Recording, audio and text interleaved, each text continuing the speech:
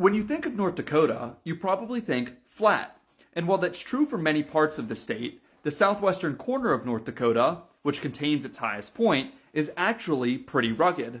You see, that area is covered by so-called badlands topography, which forms when soft sedimentary rocks and clay-rich soils are extensively eroded, forming a landscape of ridges, buttes, hills, ravines, and gullies.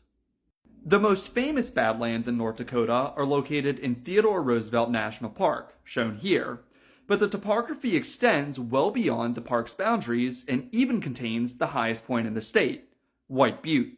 White Butte, which is located 35 miles south of the national park, rises to an elevation of 3,506 feet, making it the 30th highest state high point.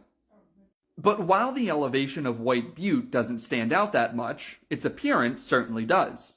That's because the aptly named White Butte is unique among state high points in the sense that it's the only high point that is a sandstone butte, and it's surprisingly impressive rising out of the surrounding sea of plains. Believe it or not, it's actually one of my favorite state high points out of the roughly 25 or so that I've climbed. Speaking of climbing it, summiting White Butte requires a roughly 4-mile round-trip hike. The summit itself is located in Little Missouri National Grassland, but the hike starts on private property, where you walk along this 2-track road for about a mile before starting the roughly 400-foot climb to the summit. At the top, you'll find a summit registry and will be treated to commanding views of the surrounding badlands and prairies.